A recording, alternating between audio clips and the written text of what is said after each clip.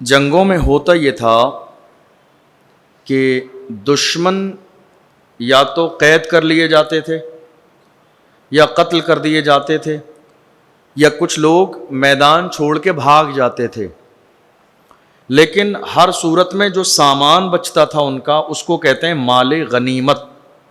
کیا کہتے ہیں؟ ہاں، جو سامان بچتا تھا جنگ کے درمیان، وہ لوگ چھوڑ کے بھاگ جاتے یا قید کر لیے جاتے یا گرفتار کر لیے جاتے، تو جو سامان بچتا تھا اس کو کہتے ہیں مال، کیا کہتے ہیں؟ مال غنیمت۔ اب جب جنگ بدر ہوئی اور مال غنیمت آیا، چونکہ بہت سارے اسلام کے دشمن مار دیے گئے، ابو جہل اسی میں مارا گیا، وہ وقت آئے گا تو انشاءاللہ اس کی تفصیل سنائیں گے 17 رمضان کو۔ بہرحال ہوا یہ کہ بہت سارے لوگ ڈینگے مارنے والے تو میدان چھوڑ کے ہی بھاگ گئے۔ پہلے سے صحابہ اکرام کو تانے دے رہے تھے نا، یہ کر دیں گے وہ کر دیں گے، اسلام کا نام ختم ہو جائے گا، ہے کہ نہیں؟ آج تک جو ہے نا، اسلام کے جو دشمن بدر میں تھے ان کی اولادیں آج تک موجود ہیں ڈینگے مارنے والی، یہ کر دیں گے وہ کر دیں گے، ہے یا نہیں ہے؟ آج بھی ڈینگ ہو رہی ہیں، یہ ہو جائے گا مسجد کا، یہ ہو جائے گا مدرسوں میں، یہ ہو جائے گا۔ اسلام کی فطرت میں قدرت نے لچک دی ہے، تم جتنا دباؤ گے اتنا ہی وہ ابھرے گا۔ فانوس بن کے جس کی حفاظت ہوا کرے، وہ شمع کیا بجھے جسے روشن خدا کرے۔ تو یہ ہر زمانے میں رہا۔ تو پہلی جنگ تھی جنگ بدر، پہلا معرکہ۔ بہت سارے لوگ ایسے بھی تھے جو نئے نئے کلمہ پڑھ کے مسلمان ہوئے تھے۔ تو اب دیکھیے، جو نیا کسی مشن سے وابستہ ہوتا ہے تو وہ وابستہ تو ہوتا ہے، لیکن اس مشن کے بارے میں بہت زیادہ باریکیاں اس کی نالج میں نہیں ہوتی، ہلکے ہلکے ہلکے ہلکے وہ اسلام کو سیکھتا ہے۔ تو یہ پہلی جنگ تھی، اسلام کا ابتدائی دور چل رہا ہے۔ مال غنیمت آیا، تو جب مال غنیمت آیا تو بہت سارے لوگوں میں مال غنیمت کے بٹوارے میں اختلاف ہو گیا۔ کیا ہوا؟ مال غنیمت تقسیم کس انداز میں دیا جائے گا، کیونکہ یہاں سب کا درجہ الگ ہے۔ جو میدان میں گیا اس کا درجہ الگ ہے، جس نے گردن کٹائی اس کا درجہ الگ ہے، جو گھر پہ رہے ان کا درجہ الگ ہے، جنہوں نے شہر کی حفاظت کی ان کا درجہ الگ ہے۔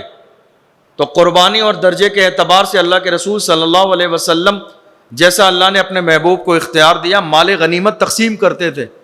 تو لوگوں کے درمیان آپس میں جو ہے اختلاف ہوا مال غنیمت کے بارے میں، اور بات بڑھ گئی یہاں تک کہ ناراضگی والی کیفیت پیدا ہو گئی۔ تو قرآن نے اس وقت اللہ نے اس آیت کو نازل فرمایا، یسألونک عن الانفال، یہ لوگ آپ سے مال غنیمت کے بارے میں سوال کرتے ہیں۔ قل الانفال للہ والرسول، میرے محبوب آپ اعلان کر دیں اپنے صحابہ کے درمیان، یہ جو مال غنیمت ہے یہ اللہ اور اس کے رسول کی ملکیت ہے، یہ تمہارا نہیں ہے۔ یہ جو بدر کے اندر مال لگا ہے ہاتھ، یہ تمہارا نہیں ہے، یہ اللہ کی ملکیت ہے، اس کے رسول کی ملکیت ہے۔ اب ملکیت کیوں کہا گیا معلوم ہے آپ کو؟ ملکیت کسی کو بنانے کا ایک بڑا فائدہ یہ ہوتا ہے، مثال کے طور پر یہ میری ملکیت ہے، اب ملکیت ہے تو میرا دل جیسے چاہے میں اس کو دے دوں۔ آپ کو اعتراض نہیں ہونا چاہیے کہ صاحب اتنے لوگ درس سنتے ہیں، یہ موبائل ان کو، ہم بھی تو روزانہ درس سنتے ہیں، ہمیں کیوں نہیں دیا؟ نہیں، یہ آپ اعتراض نہیں کر سکتے۔ کیوں؟ چونکہ ملکیت میں مالک کو اپنی طرح اپنے انداز میں تصرف کرنے کا حق حاصل ہوتا ہے۔ مالک کو ملکیت میں وہ جس انداز میں جس کو چاہے دے دے۔ تو اللہ نے اعلان فرمایا، محبوب اعلان فرما دیجئے، جن میں آپس میں یہ باتیں چل رہی ہیں ناراضگی، کس کو کتنا حصہ ملے گا، کون مالک ہے، کون دے گا، کتنا ملے گا، کتنا لے گا، یہ جو سو اختلافی باتیں آپس میں چل رہی ہیں، میرے محبوب ان سارے اختلافات کو ختم کرنے کے لیے بس آپ اعلان فرما دیجئے، الانفال للہ والرسول، یہ مال غنیمت اللہ اور اس کے رسول کی ملکیت ہے۔ اب اس کا مطلب یہ ہوا کہ رسول اللہ اس میں سے تمہیں جتنا دے دیں، حضور کی عنایت سمجھ کے خوشی کے ساتھ لے کے چلے جاؤ۔ جھگڑا اور لڑائی نہیں، اختلاف نہیں، یہ رسول اللہ کی ملکیت ہے، میرے نبی جتنا دے دیں محبت کے ساتھ قبول کر کے جو ہے اللہ کا شکر ادا کریں۔ فرمایا فاتقوا اللہ، اور ساتھ ہی ساتھ اللہ سے بھی ڈرتے رہو اے ایمان والو، چونکہ یہ دنیا کی زندگی ہے، یہ مال و دولت سب کچھ نہیں ہے۔ آپ دیکھ لیجئے، یہ آج 1500 سال کے زمانے کے بعد علماء بیان نہیں کر رہے ہیں، خود اللہ نے حضور کے زمانے میں بھی یہ آیت کو نازل فرمایا، اللہ سے ڈرتے رہو، مال و دولت کے لیے جھگڑا نہیں، اختلاف نہیں، یہ سب کچھ نہیں ہے۔ خالی ہاتھ آئے تھے، خالی ہاتھ ہی جانا ہے، خالی ہاتھ آئے تھے اور سونا لے کے جانا ہے، خالی ہاتھ ہی جانا ہے۔ سکندر ذوالقرنین دنیا کا ایک عظیم بادشاہ، جب اس کا انتقال ہوا، انتقال سے پہلے اس نے وصیت کی، کہا میرے مرنے کے بعد میں میرے جنازے کو کفن سے ہاتھ باہر نکالنا اور شہر میں گھمانا۔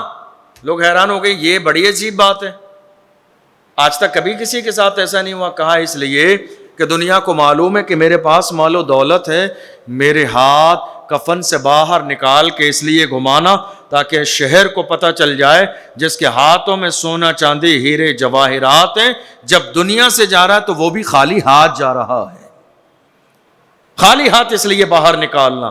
اللہ نے وہی فرمایا فاتقوا اللہ، اے ایمان والو مال غنیمت کے لیے آپس میں اختلاف نہ کرو، اللہ سے ڈرو، وَأَصْلِحُوا ذَاتَ بَيْنِكُمْ، اور آپس میں ایک دوسرے سے صلح کرو، یہ نہ ہو چند کھوٹے سکوں کے لیے تمہارا آپسی رنجش، دشمنی اور ناراضگی نہ اتفاقی ہو جائے۔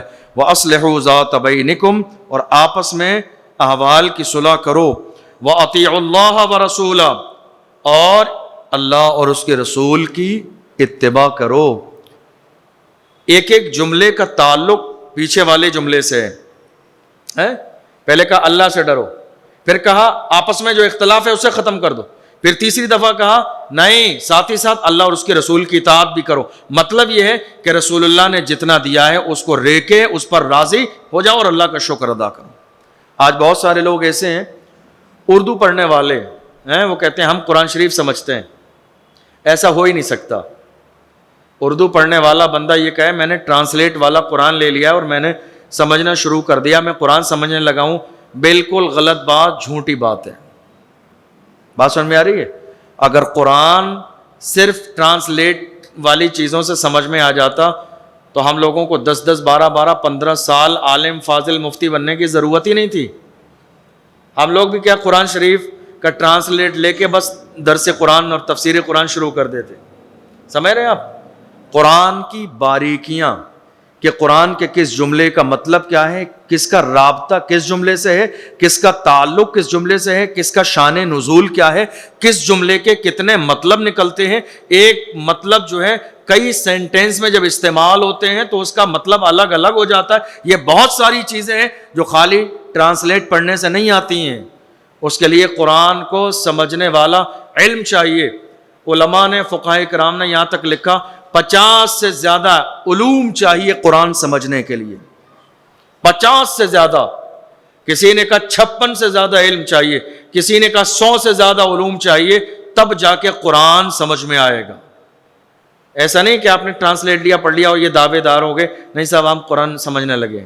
آپ دیکھ لیجیے سوشل میڈیا پہ آج کیسے کیسے لوگ بیٹھے ہوئے ہیں، اور میں جب یہ جملہ کہتا ہوں لوگوں کے ذہن میں آ جاتا ہے کہ آج بہت سارے لوگ ایسے ہیں، سمجھ آئے، جو قرآن کے سمجھنے اور سمجھانے کے دعوے دار ہے، حالانکہ انہوں نے قرآن کو سمجھا ہی نہیں۔ اب مثال کے طور پر قرآن شریف کے اندر ہے ید اللہ، اللہ کا ہاتھ ہے، تو اب آپ نے ٹرانسلیٹ پڑھا تو آپ کیا کرو گے؟ نہیں بھائی میں نے قرآن کے ترجمے پہ پڑھا ہے اللہ کا ہاتھ ہے۔ لیکن وہیں کسی عالم سے جا کے پوچھو گے تو وہ کہے گا ہاتھ کا مطلب ہے اللہ کا دست قدرت، اللہ کی طاقت، اللہ کا پاور جو اس کی شان کے مطابق ہے۔ ہماری طرح ہاتھ مراد نہیں ہے، چونکہ اللہ کا قرآن ہی کہتا ہے لیس کمثلہ شیء، اس کی طرح کوئی شے نہیں ہے۔ تو قرآن کو سمجھنے کے لیے بہت سارے علوم کی ضرورت ہے، لیکن یہ خاص بات ہے کہ جس کو رغبت ہوتی ہے اللہ اس کے لیے سمجھنا آسان کر دیتا ہے۔ قرآن ہی میں ہے وَلَقَدْ يَسَّرْنَا الْقُرْآنَ لِلذِّكْرِ فَهَلْ مِن مُدَّكِرٍ، تو ہم نے قرآن آسان کر دیا، ہے کوئی اس کو پڑھنے والا اور سمجھنے والا، اس سے نصیحت حاصل کرنے والا؟ تو فرمایا وَأَطِيعُوا اللَّهَ وَرَسُولَهُ إِن كُنتُم مُؤْمِنِينَ، اگر تم ایمان والے ہو تو اللہ اور اس کے رسول کی اطاعت کرو۔